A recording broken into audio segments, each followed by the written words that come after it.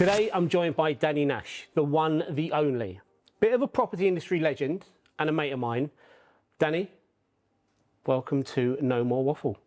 Thank you, Ben. It's lovely to be here. So it's lovely to have you.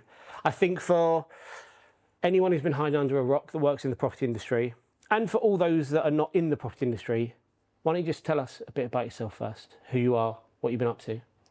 So I am 44. I know, honestly, the money I've spent on creams and potions, thank you, that was a little bit slower than I'd have liked. But I've had a really varied career, but I've worked in the property industry since I was 26. Had a couple of breaks, but always come back to it. And obviously my focus has always been kind of operations and training, both of which I really enjoy. Okay, so getting a real insight here, enjoys training and operations. Yeah. Okay. They're important parts of a business. They are. They're the backbone. Yeah, you know what, you're right. They are the backbone, actually, and at some point I think we're going to talk about those. But I'm going to start with a meaty question. Go on. To try and, let's get some dialogue going, because this podcast is no more waffle, meaty, gritty, real things that people care about. So what's one truth about the property industry that you think most people, especially the public, still don't understand, and why? I think the public don't understand that agents are in it to do a good job. The majority of them are in this industry because they are passionate about delivering a great service to people who are buying or selling the biggest asset of their lives. And I don't think that always comes across with the public. I think agents have a reputation which very rarely isn't deserved. And I think that's a shame. So, okay, why? If agents want to do this great job and have the consumer's best interests at heart, why the negative perception? I'm not sure, and I think my perception may very well be skewed because I've always been fortunate enough to work in companies in the industry with forward-thinking agents that want to build great businesses and do the best for their clients. And I'm not sure that is indicative of the industry as a whole. So it might very well be that my perception is skewed.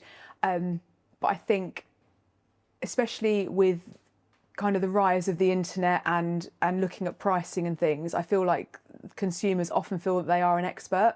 So if an agent comes along with 20 years experience or 10 years experience or whatever they've got and says the asset that you think is worth X is actually worth Y, and you think it's going to take 6 weeks to sell, but it's actually going to take 6 months to sell, a lot of the time they're delivering news that people don't necessarily want to hear. It's not enough money, it's not quick enough. And I think that probably doesn't help, although if you could sell your own house, why isn't everyone doing it? Well, okay, you can sell your own. Let's just answer that straight away. Purple Bricks tried to help people sell their own house. What happened there? Well, they're not around anymore, are they? Well, you know what? They've still got a significant market share. Have they? Dotted around, yeah, in certain areas. So, don't get me wrong, they've pivoted. So, yeah, maybe you're not that familiar with Purple Bricks, but they've moved away from the original model. Yeah. At one point, they were the largest market share in the whole of the UK as a brand. What went wrong for them? I think people still want that personal service, which is what agents provide. So although on paper, it feels like if you go to almost like a self-service model, you feel like you're in control. And I think it's one of those things that everybody thinks they can do it. You know, you can list it on a portal and it will sell itself. But I think that very much depends on the market that you're in. I think it depends on the type of property you've got. And I think it's clear that people were very swiftly disabused of that notion that it's not actually as easy as you think it is, which is why people have gone back to kind of the more traditional agencies, whether that's self-employed or through an office, whereby you get someone who can come out, you deal with a person, they do the viewings, and then you pay them at the end. Yeah, so the no sale, no fee, traditional model, you're right, that's still the most common practice, most common way to sell a home. So let me go back to my original question. And you talked about perceptions and the negative perception. And your experience is, and we know each other through various groups. We've been connected through, and it is always, you find yourself surrounded with the best agents in the country, I would argue. So let's remove that 10%. Yeah. What are the other 90% doing or not doing that's creating this negative perception? Because there's no smoke without fire, right? True. I think some of it is probably overvaluing to get the instruction, and it's not managing expectations. And I think that's a big thing in any career or any job that anybody does, is you absolutely have to manage expectations. So I think if you overvalue to get the instruction and then pretty much immediately start talking about price reductions, people lose confidence. I think if you don't manage expectations with how long a move is actually taking at the moment, that also disappoints people. And I think it's taking time to understand the drivers behind why someone is moving as well.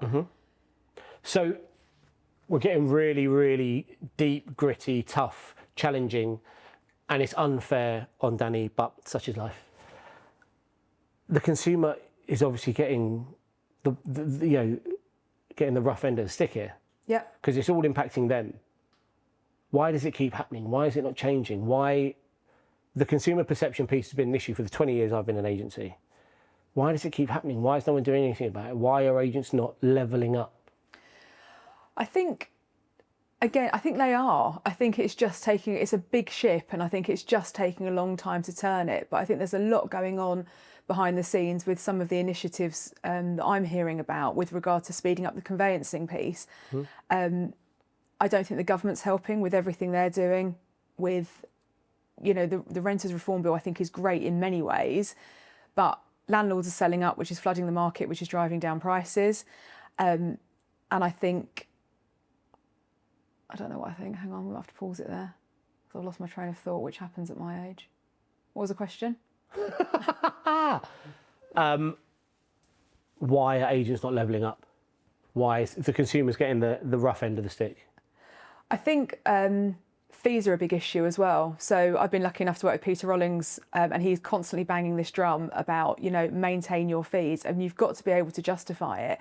But I think it's really interesting. We sold my dad's house earlier this year, and there was no chain because we were end of chain, and we accepted an offer on the 10th of October, and we didn't actually complete until the 28th of March, just before the stamp duty deadline kicked in. So it was a cash buyer buying an empty house, and it still took 6 months, which is absolutely ridiculous. But I should have known something was afoot. So obviously I've worked in the industry for a long time, but I'm also a layman because I'm not an agent. And when I appointed the agent to sell my dad's, we had 3 round. I got all the data on all the agents in my area, and I picked the one that I thought was the best. And there was 2 red flags that I completely ignored, and one of which was when I said to him, "Do you do your own sales progression or you outsource it?"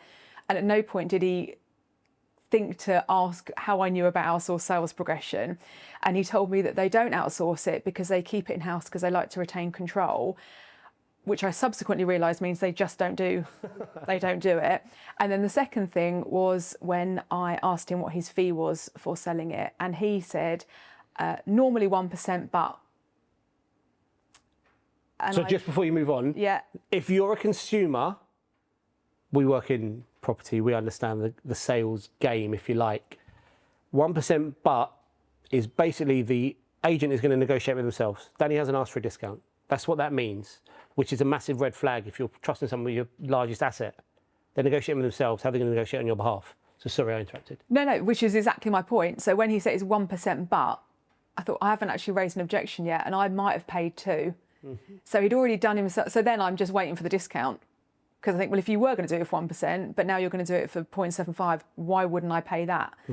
But that should have been the second red flag, because I thought if you are negotiating against yourself already, how can I trust you to negotiate the best possible price for this asset for me and my brother? And so this is just so it's so important that we try and talk to everyone here. So we're trying to talk to the property industry.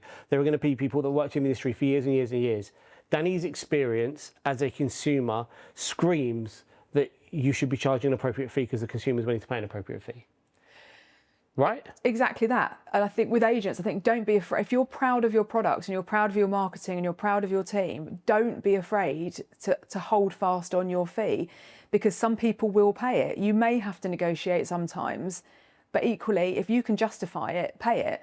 Well, that's the thing. If you can justify it... Charge it, sorry. Yeah. So you charge it, yeah.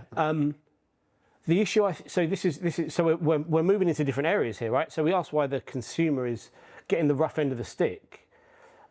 but we've fallen into agents not charging enough to maybe deliver the service at a high enough level. Is that, and again, I don't want to draw on your experience in agency because you've worked with the best of the best. As a consumer, that sale took the best part of 6 months. Why? Having been at the front line and experienced the interactions with the agent, why did it actually take 6 months to get that sale through? Because there was a lack of honesty on behalf of the vendor. So the woman that was buying the house wasn't entirely honest about her position. Okay. And again, because I know the questions, and I'd taken advice from people like Richard Powell-Freeman and Peter Rollings, I asked a load of key questions at the beginning, which, have you interrogated the chain? Have you interrogated her financial position? Which 90% of people wouldn't know to ask. So I'm asking all these questions. The agent assured me that he'd done all that. And it turned out that she wasn't entirely honest and neither was he. And it was really, really disappointing. So I think going back to the whole the original question and the fee piece that we've moved into, it's two sides of the same coin, because an agent has to know their worth and has to be able to justify it through the knowledge, through the valuation, through the explanation of the chain, and through the understanding of the person's motivation to buy or sell or rent or let a property.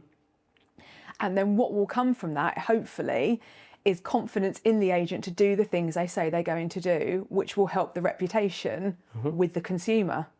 And if they do the things that they're going to do, that naturally helps the reputation, and it becomes this more positive cycle as opposed to the negative cycle we're in right now. Correct. Where, in my experience, 20 years of agency, we've been very, very lucky in our agency businesses that we've always attracted, I think, good talent, and talent understands value, and value understands there's a deliverable price point to achieve a service level. And so, but lots of our competition locally in the various areas we've worked will struggle to deliver service because they need volume. They need volume because they charge a low fee. They charge a low fee because they can't deliver on service. And so they're just trapped and they never get out of this hamster wheel.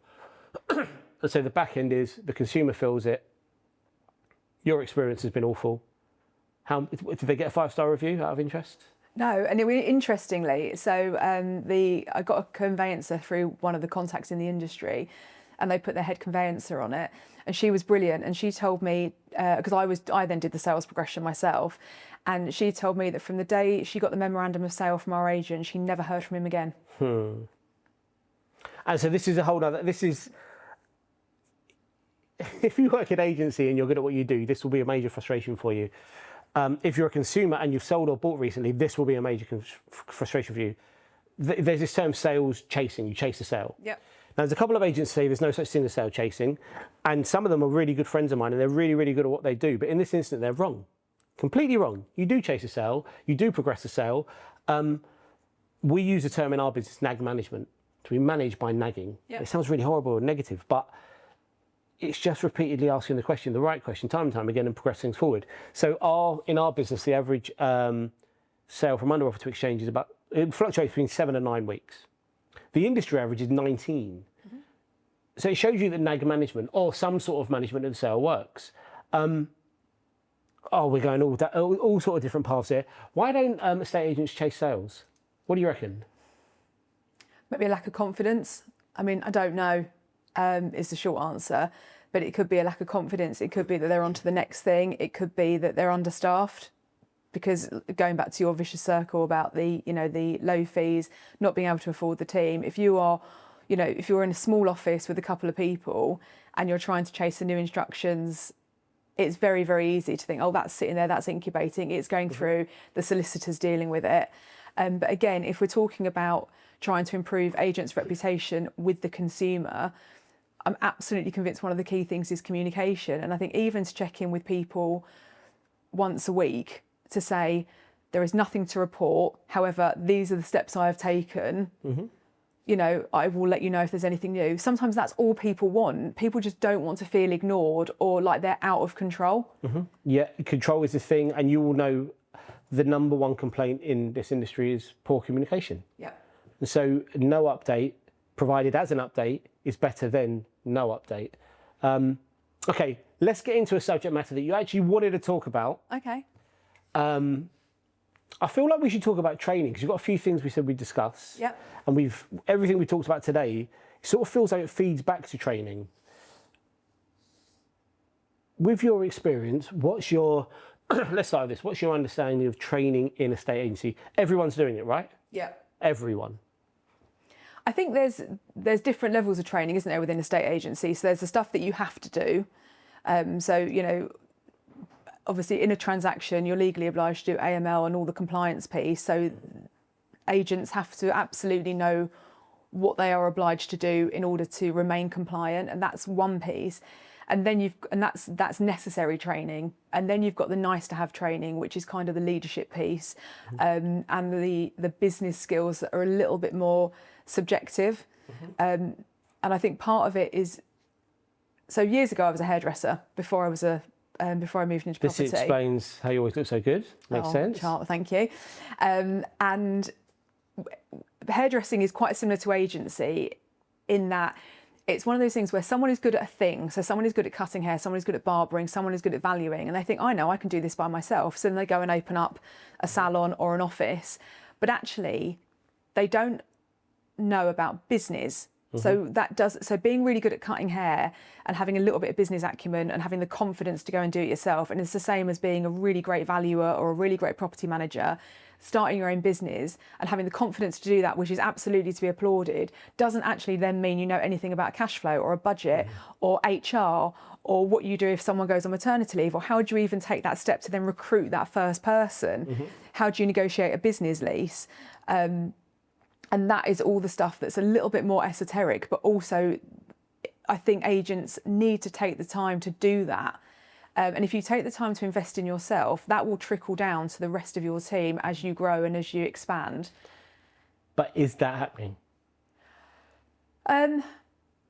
It's certainly happening in some agencies. Okay. I think obviously the big corporates will have in-house stuff that they do. I think what we're talking about here is probably more the independents, where it is incumbent, you know, for the corporates, if they want you to go and do a piece of training, you'll go and do the piece of training, whatever that looks like. I think for the independents, it's a lot more incumbent on the business owner to make sure they're constantly learning and improving, and also to filter that down to their team. So I'd like to think that they're all doing it. Well, you know what I hear quite often is we can't afford training. And what's your retort to that as someone who's worked in that field? Well, I think it's an obvious one, and I'm not being trite, but you can't afford not to train, can you? I mean, it's quite arrogant, isn't it, to think you know all the things. All the things. I have all the questions. I know all the things. I know all the things, and I think that's... You know, I think curiosity is brilliant. I think just be curious. But I talked about this with women in state agency. I think just be curious. But I'd like to know all the things in the world, whether they're agency specific or not. And I like learning something all the time. But it's a question of in my opinion, there's no excuse not to learn these days, because okay, maybe you can't afford to have someone come in at £6,000 a day and train your staff. But equally, there is so much on YouTube. There is content out there. Everyone is building content, again, around whether that's leadership stuff or compliance pieces. You can find something. And I think also it's about speaking to your team and finding out what they're interested in and also where their skills gaps are, because you can identify your own skills gaps, but you also need someone to say, well, actually, I think you benefit from this. And I think if you show an interest in your team, you show an interest in what they're passionate about, what they want to learn about, and also where they're lacking, and you can help improve it, that's going to help with retention, which will help with consistency, which will help with communication, which will help you with your reputation in the industry. Which inevitably drives up your ability to increase revenue. Yes. Increase revenue, everything else improves from there. Let's go back to very specifically, corporates, they have the infrastructure, they'll deliver training. They get a real bad rep, which I think is unfair. I came up in a business that wasn't quite a corporate, it was like an independent that sort of ran like a corporate, had 13 branches, and so there was infrastructure, there was training, there was development. I didn't love my time there, but I learned what I needed to there. The property industry is in this sort of new current transition where the self-employed model is making a lot of noise, it's pulling people in. My concern around self-employed, now in our business we have a self-employed team that works around the existing sort of base where we are. So if you're a consumer, you're thinking, what's the difference? So some people are on a self-employed and some are on a PAYE salary, and they work in different ways. PAYE salary would have a basic commission package, a basic salary, maybe a car allowance, and some sort of job security, I guess, things like holiday pay, sick pay. Self-employed, which is the sort of the model you'd find in North America, Australia. It's much more common. You don't have the job protection, but you're paid a higher commission rate. So that's becoming a bit more common in the UK, not common by any stretch. My question around training for that is, how do we bring people into the industry if the self-employed model becomes the dominant model? Because I learn everything I learn being in the room with good agents by osmosis. I've been to 1,000,001 training sessions, and I'm obsessive around training now because I think I didn't take it seriously at school, and it is what it is. But so much of the on-the-job stuff comes from being in a room with good people. If you were going to advise a self-employed agency now on training, what advice would you give them? I think they would have to centralise it.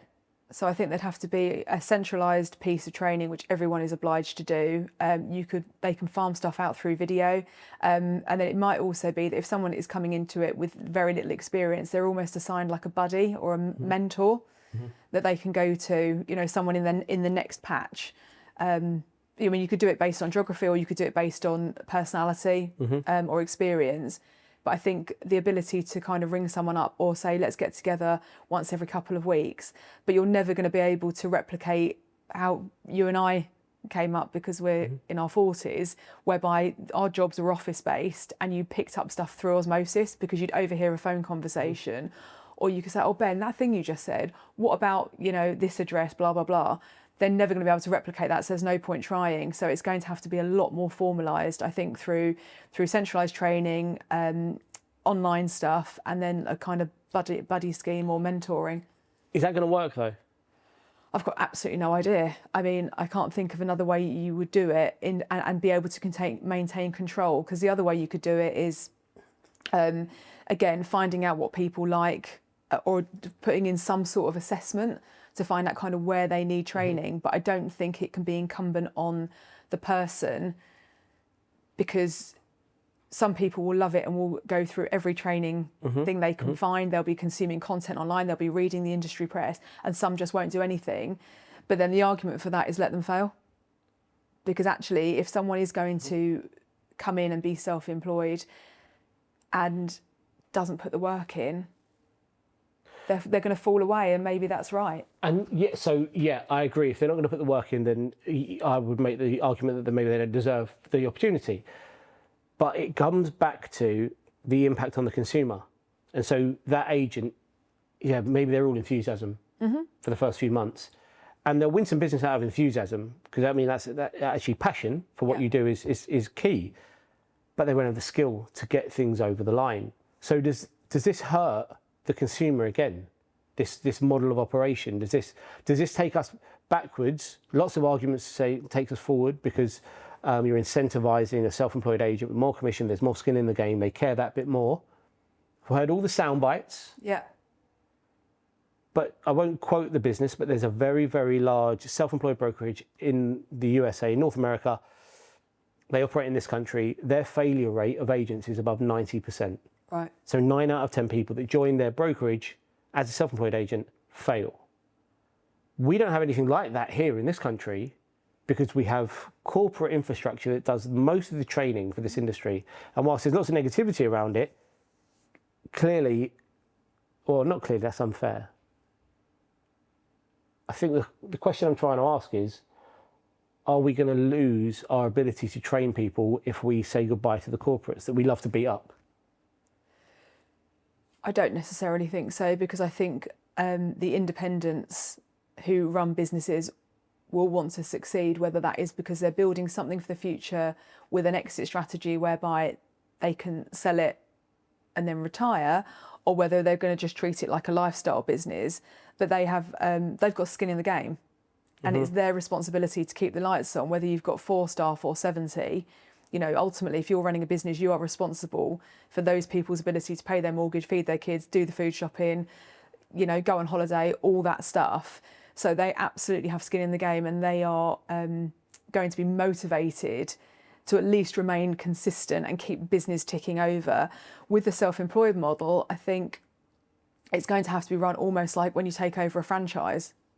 You know, if you buy any franchise in any industry, whether it's an estate agency franchise or it's a McDonald's, there is an onboarding program that you have to go through before you are allowed to start, and maybe that's the route that the self-employed are going to have to go down. But I think it's going to be a collective effort for everybody to care enough about the consumer and about the reputation of the industry to pull together. I mean, that pull together statement is a really interesting line, because, you know, us agents we're so known for that camaraderie piece. But you are, I mean, if you look at the big events, so whether you look at the EA Masters, the Estes and Negotiators, those rooms are filled with a lot of people that want to learn, want to network, want to be proud of an award they've won. So there is a level of camaraderie. Well, all right, let me pick that apart, because I agree.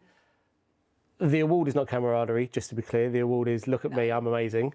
The networking thing, so I've said this a few times recently to different people. I think there are 200 agents in the 20,000 that work in the UK that like to be at everything. Yeah. We're mates with the other 198. Yeah. And there's a core, and it's unfair to call them like the core, the elite, because I think there are some brilliant agents out there that are they're almost like secret agents. Local independents do an amazing job, but no one's ever heard of them because they just keep themselves to themselves. I think there's a shift, and I think it was driven by COVID and social media, and that agents are trying to work together more and they are trying to do more, and actually the self-employed model does invite more collaboration. Oh God, I try and avoid cheese on this podcast. A little bit cheesy. But yeah, so let's fast forward. Where's the property sector in 10 years? What's your best guess? The property sector in 10 years, I think, will be much smaller. I think the self-employed model will take off, and I think with the rate of acquisition that seems to be going on at the moment as well, I think a lot more of the independents are going to get gobbled up. So I think there'll be a lot more corporate and a lot more self-employed. But I think the independents will still be doing great work, and I think there'll be a real lean towards the whole AI piece and the AI agents. So again, those agents that are willing to invest in training and recruitment and HR and are running really, really great businesses, I think will investigate and interrogate that AI piece, but I don't think it will replace, I think it'll enhance. Okay. Now that is a perfect place for us to stay in this. If you want to hear about acquisitions and AI, we're going to talk about that in the next episode next week, because Dani's here for 3 episodes, 3 amazing episodes. So we'll say goodbye for now. We'll see you next week. Dani, thank you so much. Amazing chat. Thank you for having me. Thank you for coming.